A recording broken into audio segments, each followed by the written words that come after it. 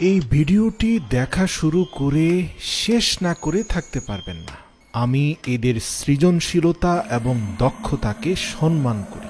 যেই কাজ হাজার কোটি টাকা মূল্যের বড় ইন্ডাস্ট্রিতে করার কথা, তারা এই কাজ পায়জামা পাঞ্জাবি পরে ময়লা হাতে হাতুড়ি বাটাল দিয়ে করে ফেলছে, যেটা আনবিলিভেবল। মূলত বড় বড় ডিস্ট্রিক্ট ট্রাকের যে ব্রেক ড্রামগুলো আছে, এগুলো যখন অকেজো হয়ে যায় তখন কিন্তু সেগুলোকে স্ক্র্যাপ হিসেবে বিক্রি করে দেওয়া হয়। আর সেখান থেকে পাকিস্তানি এই যুবকরা এই স্ক্র্যাপগুলোকে কিনে নেয়, কিনে ওজন করে এগুলোকে টুকরো টুকরো করে ভেঙে ফেলে।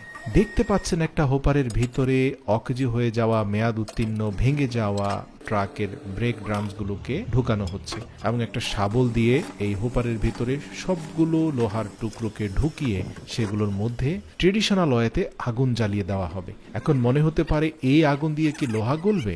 কিন্তু হ্যাঁ ভাই,